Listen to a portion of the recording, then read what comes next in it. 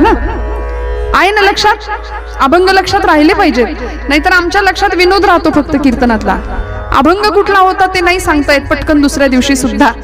त्यामुळे दृष्टांत हा सिद्धांत पक्का व्हावा याकरता असतो कीर्तनात. आपण काय करतो, दृष्टांत घरी घेऊन जातो आणि सिद्धांत इथंच राहतो. त्यामुळे उदाहरणाकरता विनोद. कीर्तन म्हणजे विनोद नाहीये. कीर्तनामध्ये लोणच्यापुरता विनोद असावा, नाहीतर मग लोणच्याचं जेवण आपण करतो का कधी? नाही ना. जेवणात जसं लोणचं आहे तसं कीर्तनामध्ये एक अगदीच ठराविक पद्धतीने थोडक्यात विनोद निर्मिती असावी, या मताची मी माझे गुरुजन. त्यामुळे आपण सगळे अतिशय शांततेने कीर्तन श्रवण कराल याची मला खात्री आहे. सर्वांगाचे कान करून आपण कीर्तन करूया. कीर्तन माझ्या एकटीचं नाही. तुम्ही म्हणाल मग बोलवलंय कशाला तुम्हाला? कीर्तन आपण सगळ्यांनी मिळून करायचं. कोपरगावकर, आपण तयार आहात का? आजचं कीर्तन मी एकटी करणार नाही, आपण सगळे मिळून करूया. वक्ता वक्ता नो हे श्रोते विण. तुमची उपस्थिती नसेल तर आमचं काय अर्थ आहे, काय उपयोग आहे? ही मंडळी नसतील तर मी एकटी काय करणार? त्यामुळे वक्ता वक्ता नो हे श्रोते विण. श्रोत्यांचा अधिकार खूप मोठा आहे.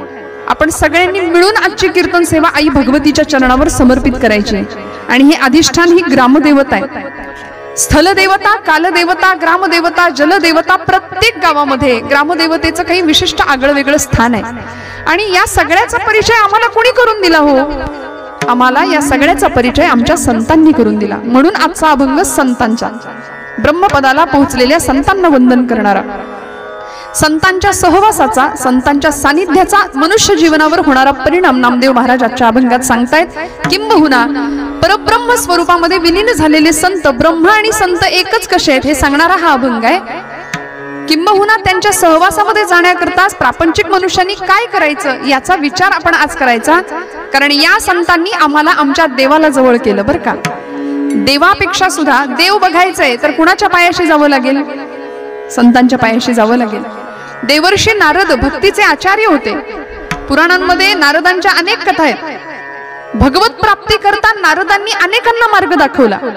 असा तसा देव भेटला नाही, देवी भेटली नाही, प्रगट झाली नाही कुणाच्या समोर. संतांच्या चरणावर जावं, संत आम्हाला वाट दाखवतील, ती वाट आम्हाला देवापर्यंत घेऊन जाईल. म्हणून निष्ठेने संतांनी दाखवलेल्या मार्गावर चालायचं आणि त्यामध्ये मनामध्ये किंतु परंतु शंका न आणता हे सगळं करायचं. आम्ही मुलखाचे संशयी माणसं आहे, प्रापंचिक आहोत, पण देवीचे उपास केल्यानंतर काय मिळेल? अमुक अमुक अमुक अमुक नवसायास केल्यानंतर मग काय मिळेल? माझं म्हणणं पूर्ण करेल का देवी? हे सगळं आमच्या आधी मनात येतं. परवा एकाने मला विचारलं, ताई 16 सोमवार केले, रोज दर सोमवारी शंकराला 108 बेलपत्र वाहिली, शंकर काही केल्या पावेनाच म्हणले तुम्ही म्हणत असाल तर देव बदलून बघू का? अहो, आमची उपासना, आमचा अध्यात्म हे देवाला बदलण्याकरता आहे की आपल्याला बदलण्याकरता आहे? स्वतःमध्ये अंतर्बाह्य बदल व्हावा याकरता की नाही? आम्ही अध्यात्म करतो नाही असं नाही. आपण सगळी मंडळी देवावर प्रेम करता, आई जगदंबेसाठी इथे आपण आलात, कीर्तनावर प्रेम करता म्हणून आपण आलात. आपण भक्ती करतो असं नाही, पण त्या भक्तीमधून जे फळ मिळायला पाहिजे ते फळ आम्हाला मिळत नाही. मग भक्तीचं फळ कसं मिळेल? भक्ती करतो आम्ही, पण भक्तीतनं काय मिळेल, कसं फळ मिळेल हे सगळे सांगणारे आम्हाला संत मांदियाळी आहे. म्हणून महाराष्ट्राची संस्कृती, कालचा महाराष्ट्र दिन झालाय, कामगार दिवस होता आणि महाराष्ट्राचा गौरव दिवस कालचा, महाराष्ट्र दिनाची आठवण होती कालची. पण या महाराष्ट्राने आम्हाला संतांच्या भूमीचा दर्शन घडवून दिलं. कारण सकल संत बघा तुम्ही जास्त महाराष्ट्रामध्ये.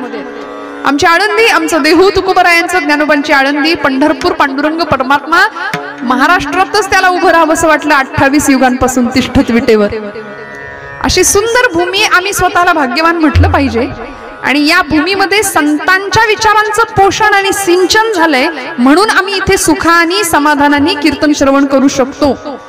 या देवदेवतांची ओळख आम्हाला संतांनी करून दिली, नाहीतर त्या लक्ष्मी मातेचं खरं वैभव, ती लक्ष्मी माता भगवान शेषशाही असलेल्या भगवान आदि पुरुष विष्णू नारायणांच्या पायाशी ती बसलेली आहे, पादसंवाहन करतीये. आम्हाला कळावं लागेल ती लक्ष्मी ज्यांच्या पायाशी बसलीये ते भगवंत आमच्यापासून दूर असता कामा नयेत. कारण भगवंताला जवळ करूया, लक्ष्मी आपोआप आपल्याकडे आल्याशिवाय राहणार नाही.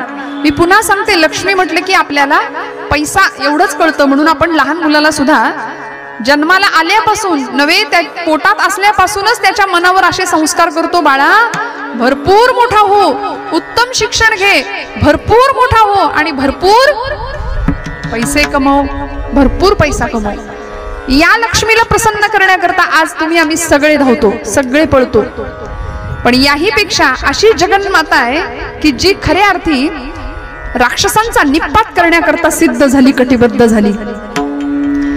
अशी सिद्ध झाली, कटिबद्ध झाली की 8 हातात तिनं शस्त्र घेतली. ज्ञानलक्ष्मी, विद्यालक्ष्मी, क्रियालक्ष्मी हातामध्ये शस्त्र घेतली.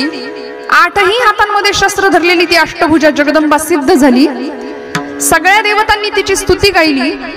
महिषासुरादी रक्तबीज चंडमुंड नावाचे राक्षस ज्यावेळी पृथ्वी तलावर थैमान घालतात, मनुष्याला धड जगता येत नाही, अशा वेळी ही जगदंबा उभी ठाकते तुमच्या माझ्या करता. साधूंचं रक्षण करायला, दुष्टांचा परित्राण करायला आणि धर्माची स्थापना करायला भगवतीने अवतार घ्यावा. ती अवतार घेते आणि 9 दिवस 9 रात्र महिषासुराचा निपात करते. ती जगदंबा कशी आहे, तिची ओळख तुम्हाला मला नाथांनी जर करून दिली नसती तर झाली नसती.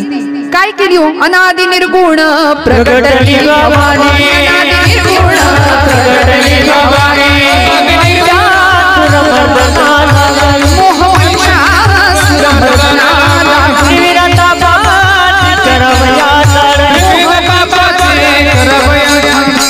भक्ताला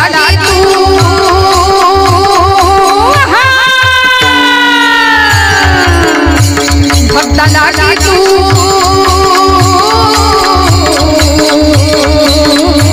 भक्ताला तू पावसी निर्वाणी जोगवा जोगवा मागेन आईचा जोगवा जोगवा मागेन आईचा जोगवा जोगवा मागेन आईचा जोगवा जोगवा मागेन सांडोनी माळणी घालीन द्वैत सांडोनी माळणी घालीन ओठाचा झेंडा मी घेईन ओठाचा झेंडा मी भेद रंगा वारीसी जाईन भेद रंगा वारीसी जाईन जोगवा जोगवा मागेन आईचा जोगवा जोग टाळ वाजवा आईचा जोगवा जोगवा मागेन आईचा जोगवा जोगवा मागेन भक्तीच्या करुणी नवरात्रा भक्तीच्या करुणी नवरात्रा कोटी मागेन ज्ञान दुर्धर संसार सोडीन भूपात्र दुर्धर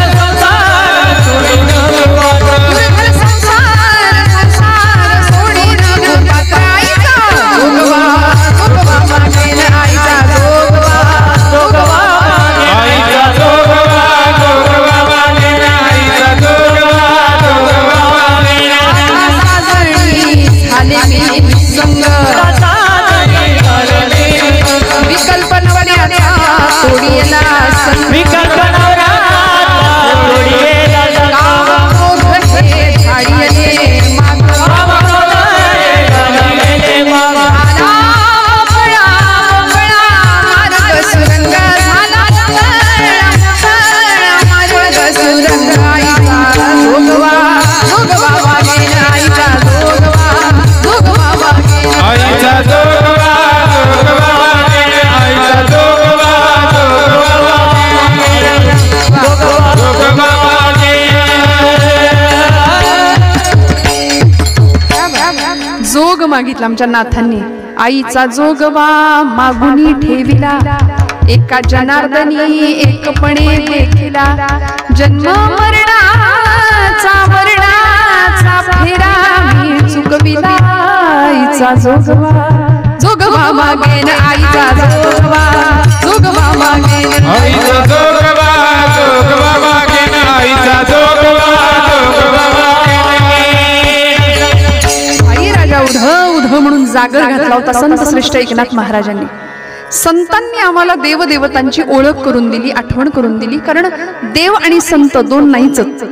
देवते संत निमित्त त्या प्रतिमा असं म्हटलंय. याच संत एकनाथांनी 16व्या शतकामध्ये आई जगदंबेकडे गारहाण घातलं होतं. तिची याचना केली होती. महाराष्ट्रातल्या 3.5 शक्तिपीठांकडे सगळ्या साधू संतांनी गाऱ्हाणं घातलं होतं, कारण 350 वर्षाचा गुलामीचा अंधकार इतका भयान भीषण होता की सुलतानांची आक्रमण, लढाया व्हायच्या, मोगलांची आक्रमण, यवनांचे अत्याचार, घरदार जळून राख व्हायची आणि आमच्याच घरातल्या बाया बापड्यांची अब्रू डोळ्या देखत लुटताना बघणं पलीकडे दुसरा इलाज उरला नव्हता. अशा भयान भीषण परिस्थितीमध्ये महाराष्ट्र होता आणि 3.5 शक्तिपीठांकडे सगळे साधू संत गारणं घालत होते, बये दार उघड म्हणून. आई जगदंबे दार उघड. नमो निर्गुण निराकार, मूळ आदिमाया साकार, घेऊन 10 अवतार करीसी दुष्टांचा संहार गे माझी आई.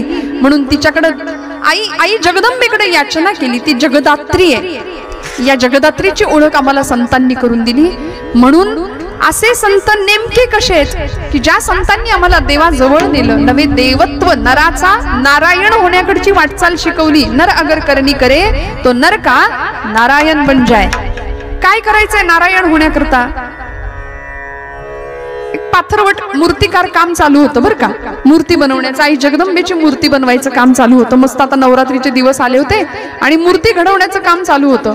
मी गेले, ओबड धोबड असा तो टोकेरी दगड होता आणि मला राहवलं नाही. म्हणून त्या शिल्पकाराला, त्या मूर्तिकाराला मी विचारलं, बाबा म्हटलं काय करताय तुम्ही? तो म्हणाला, ताई मूर्ती घडवतोय. म्हणलं एवढा तो ओबड धोबड टोकेरी दगड आणि त्या दगडातनं इतकी सुंदर लक्ष्मी आईची मूर्ती तुम्ही करणारच कशी केली? कारण इतका तो ओबड धोबड भला मोठा टोकेरी दगड होता, त्याला मूर्ती बनवायची लक्ष्मी मातेची. आणि मूर्ती घडवत असताना मी आपलं माझा बावळटासारखा प्रश्न म्हटलं, केलंच कसं हे सगळं, तुम्ही करतायच कसं? ते म्हणले, ताई तुमच्या शब्दात सांगू का? म्हटलं सांगा. ते म्हणाले, त्या दगडात आधीच मूर्ती आहे, त्या दगडामध्ये देवीची मूर्ती आधीच आहे म्हणले, फक्त ती दृष्टी आपल्याकडे पाहिजे बघण्याची. त्या दगडामध्ये मूर्ती आधीच आहे, फक्त त्या मूर्तीला नको असलेला भाग मी छिन्नी आणि हातोड्याच्या साह्याने काढून टाकला, आतमध्ये मूर्ती आहे तीच आहे. आमचं तरी वेगळं काय असतं मला सांगा? छिन्नी हातोड्याचा घाव करी दगडाचा देव, खाई दैवाचे तडाखे त्याचं माणूस हे नाव. आम्हाला सुद्धा दैवाचे तडाखे बसावे लागतात, तेव्हा आमची मूर्ती घडते, व्यक्तिमत्व घडतं, चारित्र्य आणि चरित्र दोन्हीही घडतं. आणि हे घडण्याकरता महाराष्ट्रामध्ये सद्विचारांचं सिंचन करणारे आमचे सगळे संत महात्मे आहेत बरं का. ज्ञानोबांच्या पासून तुकोबरायांपर्यंत, निळोबरायांपर्यंत, अलीकडच्या सच्चिदानंद सद्गुरू श्री साईबाबांच्या पर्यंत, वासुदेवानंद सरस्वती टेंबे स्वामी महाराज असतील, गोंदवलेकर महाराज असतील, अनेक संतांनी आम्हाला ही भक्तीची वाट दिली. म्हणून या संतांचं अवतरण, या संतांचं प्राकट्य कशा करता हे सांगतात नामदेव महाराज अभंगाच्या प्रथम चरणापासून.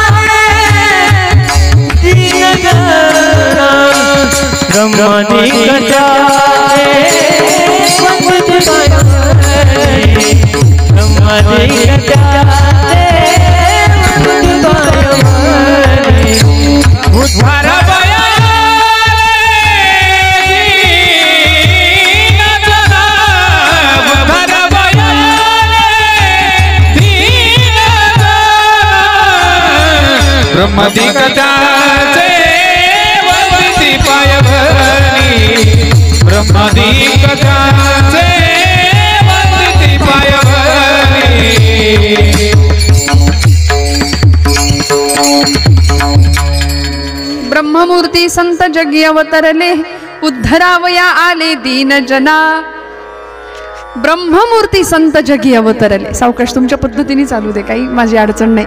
विठ्ठल विठ्ठल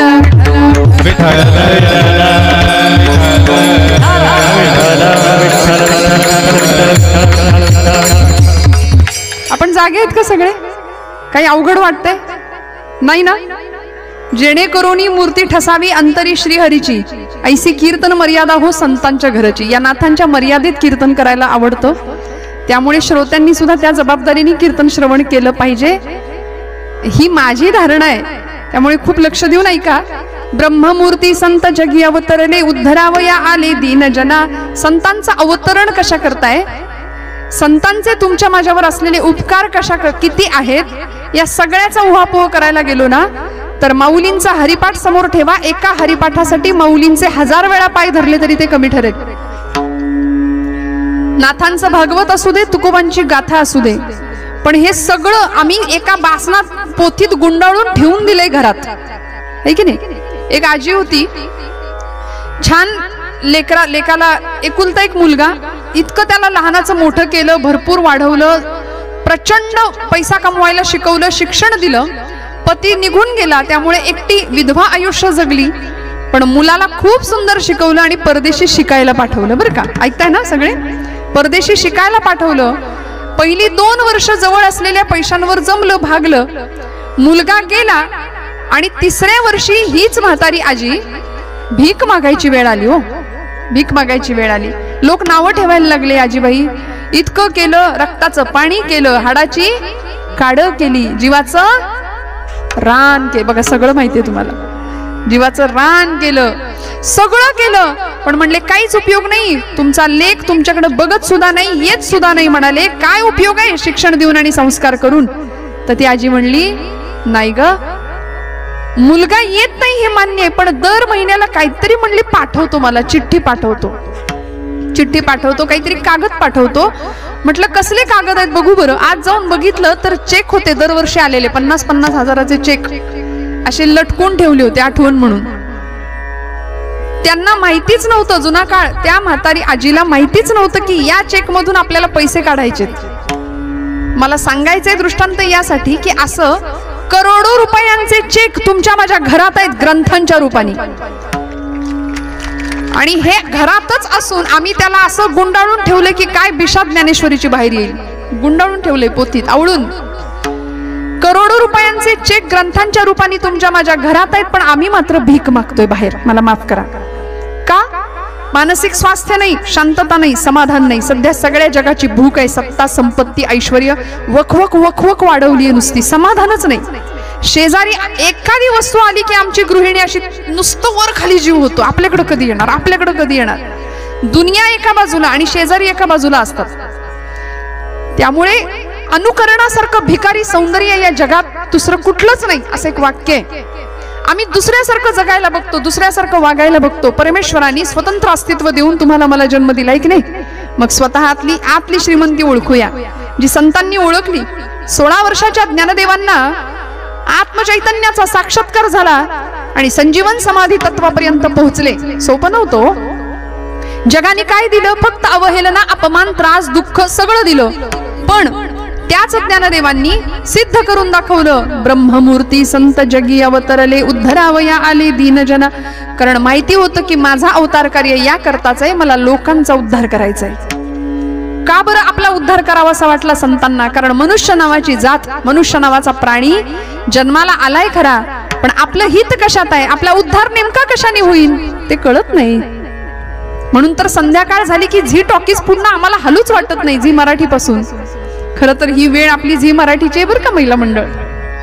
आपण एवढा अमूल्य वेळ सोडून इथं आलात की नाही म्हणून आपलं कौतुक आहे. एकदा तुमच्यासाठी टाळ्या जोरदार आपणच वाजवायच्या.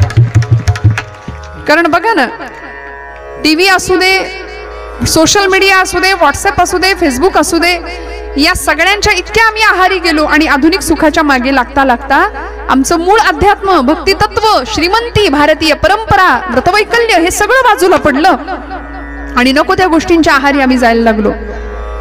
पतित व्हायला लागलो हिंदू धर्मापासून. मस्तकाला टिळा नाही, वाणीमध्ये मंत्र नाही, मनात श्रद्धा नाही, हातात शस्त्र नाही, काहीच नाही. आम्हाला काहीच नकोय, कुणाच्या घेण्यात नाही, कुणाच्या देण्यात नाही. अशी झापडं लावल्यासारखे जीवन आमचा समाज जगायला लागतो आणि फक्त स्वार्थी आणि सुखलोलुपता आजूबाजूला वाढतीये. ज्या सुखाचा अट्टहास किंवा हव्यास आम्ही करतोय ते सुख मिळतंय असं वाटतं, पण ते चिरंतन टिकत नाही. वाट्याला दुःख येतं आणि दुःख आलं की सगळं खापर देवावर फोडून आम्ही रिकामे होतो. आई जगदंबे बघवलं नाही का ग तुला, कसं ग केलंस, काय ग केलंस. पण संतांनी शाश्वत सुखाचा आनंद समाधान कसं मिळेल याचा मार्ग दाखवला. म्हणून साक्षात परब्रह्म प्रत्येक जातीत जन्माला आलं संतांच्या रूपाने. ब्रह्ममूर्ती संत जगी अवतरले. बघा ना, प्रत्येक कुळात संतांचा अवतार आहे की नाही. ज्ञानोबा आहेत, तुकोबा आहेत, गोरोबा काका आहेत, सावता माळी आहेत, आमचे सेना नावी आहे, सज्जन कसाई आहे, सगळे आहेत. सगळ्या कुळात सगळ्या जातीत संतांनी अवतार घेतले, जन्म घेतले. पण आम्ही अशी माणसं दुर्दैवी की आम्ही संतांना सुद्धा जातीत वाटलं. मला खरं सांगा, आज आम्ही जातीपातीची राजकारण करतो. संतांना महापुरुषांना जातीमध्ये वाटून घेतलं. छत्रपती शिवाजी महाराज अमुक एका जातीचे म्हणून एखादा समाज पेटून उठतो, राजांच्या नावाचा उदो उदो करतो आणि त्यावर राजकारण होतात. अमुक एक संत ज्ञानोबा अमुक एका जातीचे, तुकोबा अमुक एका जातीचे, सावतामाळी अमुक एका जातीचे, गोरोबा काका, सेना नावी, सजन कसाई, गान्होपात्रा, जनाबाई, सगळे संत आम्ही वाटून घेतले. आणि संतांना जर आम्ही जातीत वाटलं तर आम्ही मातीत जाऊ एवढं निश्चित आहे. विठ्ठल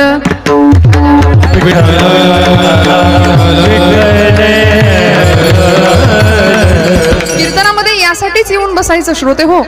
हे जनजागरण आहे, हा विनोद नाही. मुळात पहिली गोष्ट, आपुलिया सुख स्वार्था केलीच करावी हरिकथा, हरिकथेविण सर्वथा राहोची नाही असं म्हटलंय. आत्मरंजन भवरंजन व्हावं याकरता कीर्तन आहे. मनोरंजनाची गोष्ट म्हणजे कीर्तन नाही. पहिलं डोक्यात आणि मेंदूत आणि हृदयात पक्क करून घ्या, मनोरंजनासाठी कीर्तन नाहीये. आत्मरंजन व्हावं, मी कोण आहे याची प्रचिती यावी. म्हणून इथे कीर्तनाच्या मंडपात प्रांगणात आपण आलात की नाही, काय बदल होतो. माझी माऊली म्हणते, येथ मनाचा मारून करिता इंद्रिया दुःख न देता, येथे मोक्ष असे आयता श्रवणाची. इथं कुठंही तपश्चर्या करायला सांगितली का, जंगलात जायला, भगवी कपडे घाला, सगळा संसार सोडा आणि तिकडे जाऊन तपश्चर्याला बसा, नाही नाही. येथ मनाचा मारू न करता इंद्रिया दुःख न देता, इतकं सोपं सांगितलं ज्ञानोबांनी. येथे मोक्ष असे आयता श्रवणाची माझी. आयता मोक्ष आम्हाला कीर्तनात दिला संतांनी. आणि म्हणून या कीर्तनामध्ये आल्यानंतर आमचे पाय आपोआप चौरंग होतात, हात आपोआप बिल्वपत्र होतात, डोळे समया होतात, हृदय गाभारा बनून जातं, सिंहासन बनतं तिथं आणि साक्षात लक्ष्मी माता तिथं प्रतिष्ठित होते.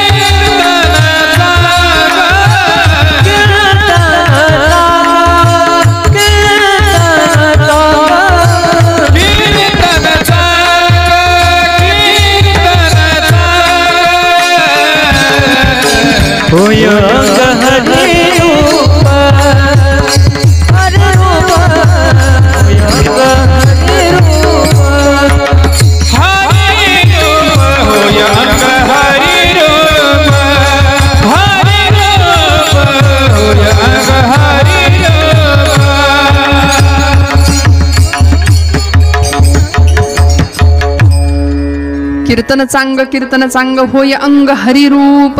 इथे आल्यानंतर हा अनुभव मिळतो. ब्रह्मीभूत काया होतसे कीर्तनी भाग्य तरी ऋणी देवाईसा. कीर्तनात देव नाचतो. कीर्तनात असतो का हो देव? असतो ना. जेथे कीर्तनाची जागा तेथे पांडुरंग उभा, तेथे पांडुरंग उभा, तेथे पांडुरंग उभा. जेथे कीर्तनाची जागा तेथे पांडुरंग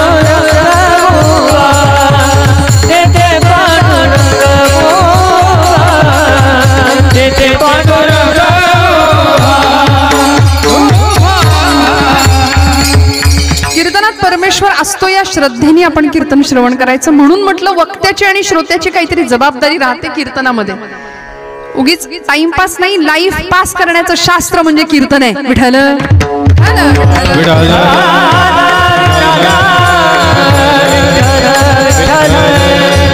संतांनी आम्हाला ही भक्ती शिकवली, साधी सोपी करून शिकवली. म्हणून तुकोबा असतील, ज्ञानोबा असतील, या सगळ्यांचं एकच जीवन कार्य ध्येय होतं की जगाचा उद्धार करणं. उद्धरावया आले दीन जना, सगळ्यांचा उद्धार करायचा होता. म्हणून अनेक 12 मावळातल्या लोकांना देहू निवासी असलेले तुकोबाराय फक्त देवळात बसून टाळ कुटायला शिकवत नव्हते. छत्रपती शिवप्रभूंचं स्वराज्य आकाराला येत होतं काही अंतरावर असलेल्या पुण्यामध्ये, कसब्या पुण्यामध्ये. आणि तुकोबरायांचं धर्मकार्य चाललं होतं देहूमध्ये. कीर्तनाच्या प्रसार प्रचारामधून धर्माचं जागरण तुकोबराय करत होते, भक्ती शिकवत होते समाजाला. आणि एवढंच नाही, अफजल खान नावाचा क्रूरकर्मा पठाण ज्यावेळी स्वराज्यावर चालून येतो त्यावेळी छत्रपती शिवप्रभू तुकोबरायांचं मार्गदर्शन घेतात. महाराज करू काय? महाराज हातात टाळ जरी घेऊन भजन करायला शिकवत असले तरी सुद्धा या देशाच्या हिंदवी स्वराज्य संस्थापकांना आज्ञा करतात, आदेश देतात, शिवबा विंचू देव्हाऱ्याशी आला, देवपूजा नावडे त्याला, तेथे पैजाराचे काम अधमाशी तो अधम. विंचू जर शिवशंभू महादेवाच्या पिंडीवर बसला तर आम्ही असं नाही म्हणत की तुम्ही देवापेक्षा मोठे विंचू स्वामी, त्यालाही दुधाचा अभिषेक आपण नाही घालत, तिथं पैजाराचंच काम आहे ना.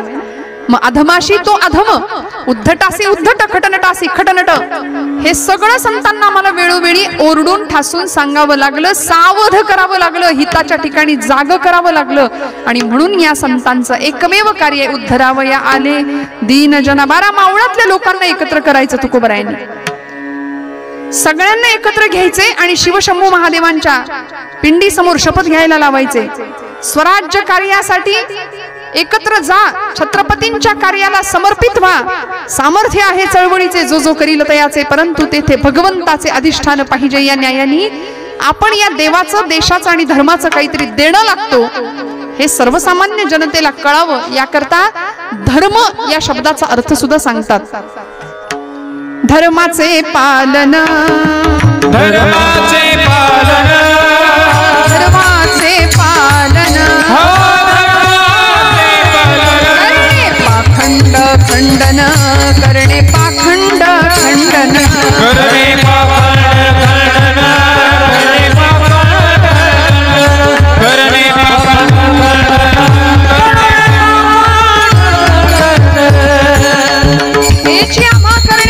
बीज वाढवावे नाम असं म्हटलंय तुकोबरायांनी. माझं कार्य काय आहे? कशासाठी अवतरण झालं? ब्रह्ममूर्ती संत जगी अवतरले. कशासाठी आलो? जगद्गुरु तुकया अवतार नामयाचा.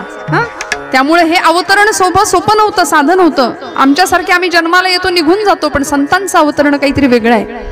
आले होते धर्माचं पालन करायला, नामाचं बीज जगामध्ये रुजवायला, वाढवायला, भगवंताच्या प्रतीचं नामाचं प्रेम वाढवायला.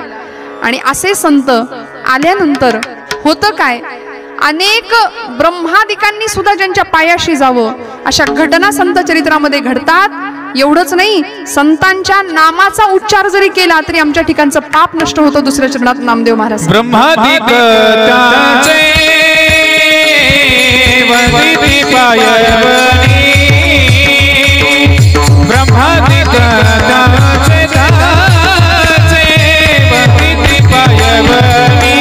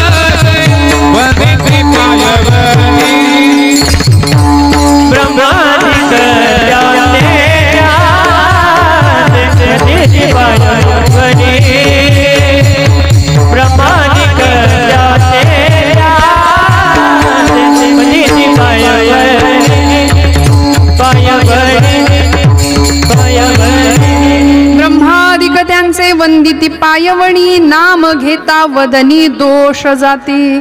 संतांच्या नामाचा आठव केला तरी आमच्या ठिकाणचा पापांचा नाश होणार आहे बरं का. कारण मनुष्य स्वभाव असा आहे, काम क्रोधादी विकारांच्या प्राबल्यामुळे आम्ही पाप प्रवृत्त होतो. हातून पाप घडतं आमच्या.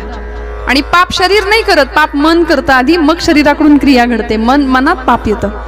मग या सगळ्या विकारांचा नाश व्हायचा असेल तर संतांच्या जवळ गेलं पाहिजे. संतांनी दाखवलेल्या मार्गावरून आम्हाला चाललं पाहिजे. ब्रह्मादिक त्यांचे वंदिती पायवणी. का जावं वाटलं छत्रपती शिवप्रभूंना तुकोबांच्या कीर्तनात?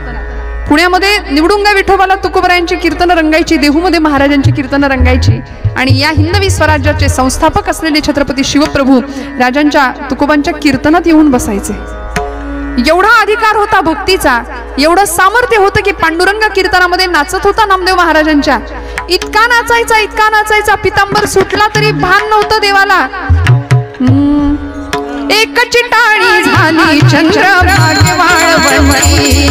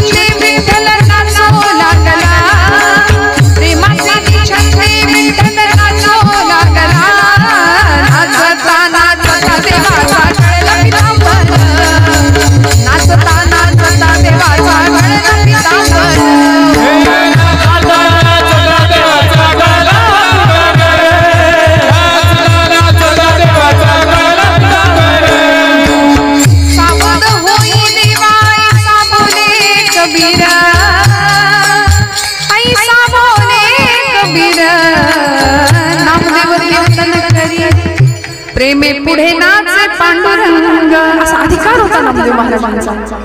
ब्रह्मादिक त्यांची वंदिती पायवणी नाम घेता वदनी दोष जाती.